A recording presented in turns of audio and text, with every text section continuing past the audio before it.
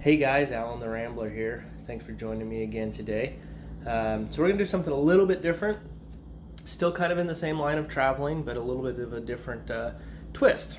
So I am currently standing in a microscopic hotel kitchen. Check out. Yeah, it's a cooktop with 2 burners, honestly. So we're going to see what we can do with the limited supplies and cooking utensils and dishes and stuff that we have here, and see what we can't create. So those of you that travel at all know that there's kind of 2, 3-ish options for sustenance. You can order out all the time and kind of eat like a trash panda. Oh, this is awful. Try it. Oh, no, that looks gross. What is that? You gotta try it. It's terrible. I don't want to try it if it's terrible. Or you can run down to your local whatever store and pick up some, top ramen or some easy meals, microwave meals, stuff like that. I guess it's better than eating like a trash panda. It is definitely cheaper than ordering out all the time. I will say that for sure. Or you can kind of just, spend almost the same amount of money, sometimes actually less, and just buy some real food and cook it up. Really, it takes the same amount of time as delivery. Especially right now, deliveries are taking over an hour. You can definitely cook a meal that's definitely healthier in less than an hour. Especially, like me, I'm cooking for myself. So, does it require skill? Maybe. There's a lot of culinary artists I just pissed off. I understand, but hear me out. If you know the safe temperature a chicken has to be at in order to be edible, I guess that makes you a better chef. But you know what the food is supposed to look like. You've eaten it before. So just cook it until it looks like it's what it's supposed to look like. Throw your steaks on, cook them till they look like they're supposed to. And you're pretty much going to be there. Now there's some things, okay, it's got to be 135 degrees. So get a thermometer if you're worried about it. Put the thermometer in there. But really, follow a recipe book. That's pretty easy. If you feel like that's going to be a lot of work, you can kind of just wing it, which is actually what we're going to do here tonight, is kind of wing it. But pretty much you're just going to take some things that you like the flavors of, that you feel like, well, let's see, in my mouth, that would complement each other. Sweet and tangy sometimes, a little bit salty, depending on what you're cooking. And just combine them. So we're going to do a real quick cooking session on the Rambler channel. Wish me luck. All right, so first what we're going to do is chop up an onion. And any of you guys chopped up an onion before know that can be an unpleasant experience. There is a trick that's worked for me in the past. I hope it's going to work for me well this time as well. Basically, you take a bottle of lavender essential oil. Now I use Young Living essential oils because in my experience they're the best that you can get. They smell the best, they work the best anyway. Not plugging Young Living necessarily, but they are pretty good oils. My bottle of lavender is pretty empty. So this may not work, but we'll see. Basically, you open the bottle and you set it near where you're chopping the onions, and as the oil comes off the onion, which is the part that makes you cry, the lavender kind of catches those oil molecules and keeps you from watering your eyes excessively. So we're going to put it there. I can smell the lavender, so hopefully this is going to work. Now this is definitely not the knife for this. You kind of want more of a, your standard like kitchen knife. I don't have one, so this is what we're going to use. So a lot of people will grab the handle back here and hack away at it like a pirate. Really, you want to get a good grip on the knife. So you're going to be a little bit over the hilt, and you're going to be grabbing the blade here, and that way you have better control of what your knife's doing, and you can kind of feel where you're cutting. So we're going to go ahead and cut our onion here.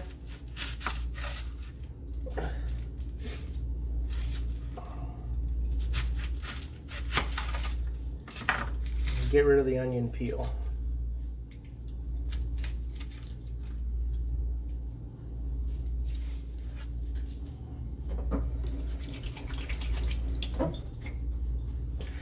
And yes, I am in shorts because it is really warm here in Rancho Cordova, California right now, and it is 82 degrees Fahrenheit or 31 degrees Celsius, depending on which you like to use. So what I'm going to do for this one, I actually want larger pieces of onion, so I'm just going to cut off just a couple large pieces here. Let's set this off to the side. And I don't really need these middles. We'll pop them out.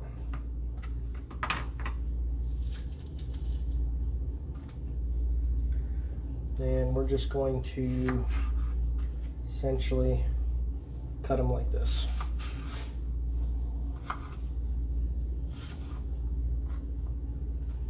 So that is pretty much the extent of what I'm going to do with this onion for right now.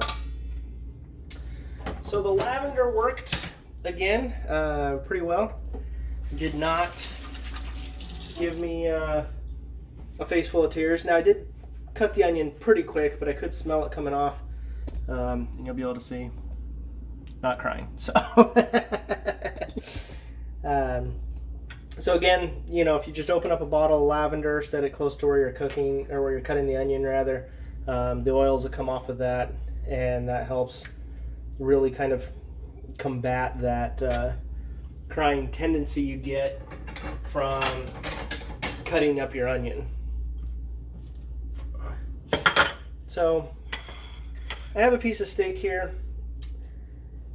Every time you touch raw meat, make sure you wash your hands before and after touching the raw meat, especially right now. But you can get E. coli and food poisoning and stuff like that off of handling raw meat.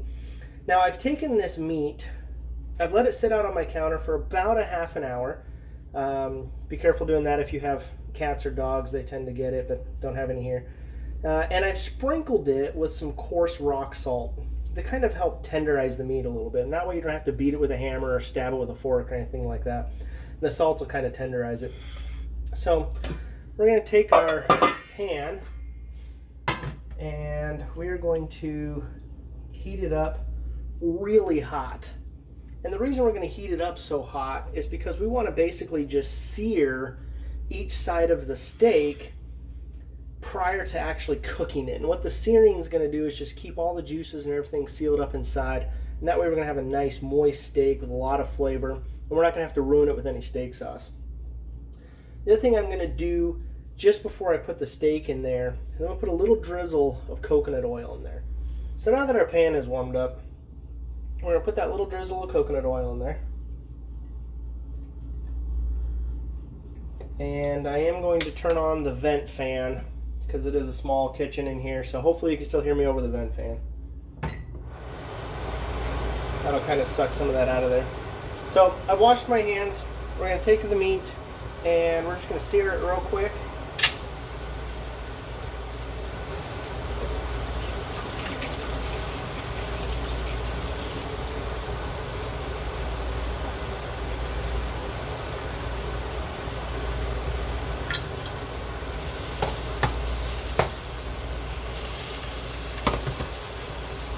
Coconut oil went to all the edges, it wasn't in the middle.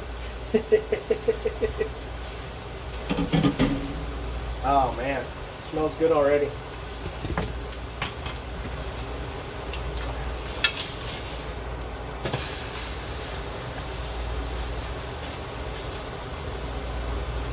Let's sear that other side.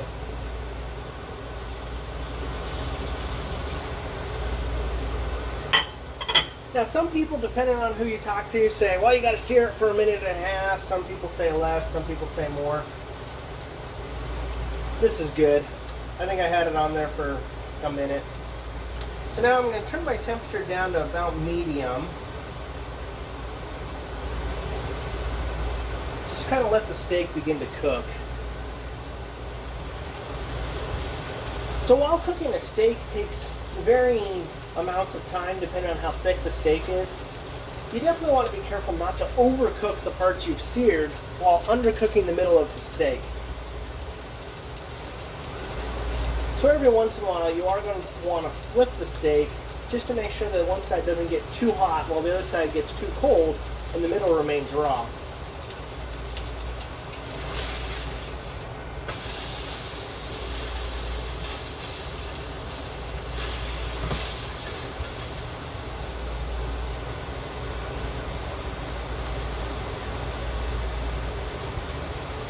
Now typically while I'm doing this, I'm going to try and prepare a side.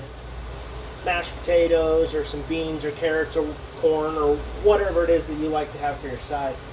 However, because my kitchen's so small and I don't really have any room to prepare a side, we're just going to garnish this one with a salad. We're going to have to pass up on the mashed potatoes for today. So that's starting to look like it's about 60% of the way to where I want it. So I've got some apples here that I sliced up already, and I'm going to take about 4 of these apple slices. I'm going to add them to my pan.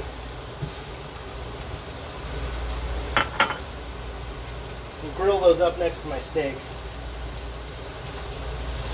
This is going to add kind of a sweet, variable flavor, if you will, to the steak. You can use pineapple, oranges, little cuties, things like that. Put them on top of the steak if you want. Now pineapple's good for things like pork, because pineapple enzymes tend to break down the pork, they break down the meat, and they make it easier to digest. So while that kind of finishes cooking, I'm going to add a little bit more coconut oil. And you can use olive oil or whatever, no oil, whatever you prefer to cook with.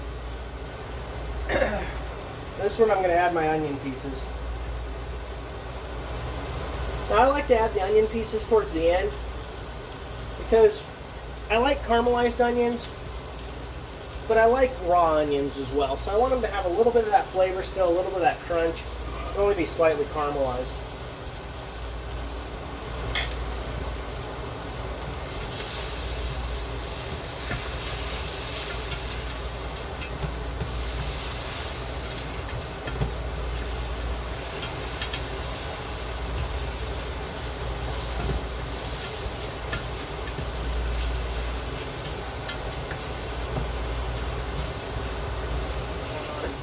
Now I did kind of want to be able to see both me and the food at the same time, but unfortunately, because of size constraints, you get to see me or the food, and let's face it, the food looks better. I think we're about 20 minutes in, and we can say dinner's ready to serve.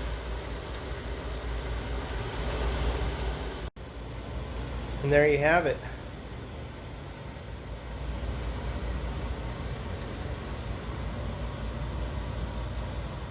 So hopefully this has shown you guys how easy it is to kind of literally throw together a simple meal. It doesn't take a whole lot of time. It's much healthier than eating out. And really, I think it cost me like $8. So it's the same price or a little bit cheaper than the things I've been eating here, because I ordered out a pizza the other night, some chicken wings and stuff like that. And it's definitely healthy. And I've got enough in the fridge left over to cook tomorrow or the next day, a couple more meals, lunch tomorrow, things like that. So go ahead and experiment a little bit with some things on your own, and when you're traveling, make sure you keep that in mind. You know, if you get a little bit kind of more expensive hotel room that's got a kitchen, it's pretty easy to cook in.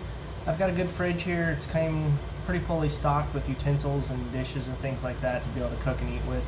And it took me 25 minutes. So thanks for watching it, guys. I hope you've enjoyed this episode. I know it's a little bit different for the channel. Make sure you like and subscribe and tell all your friends. We'll see you on the next one. Thanks.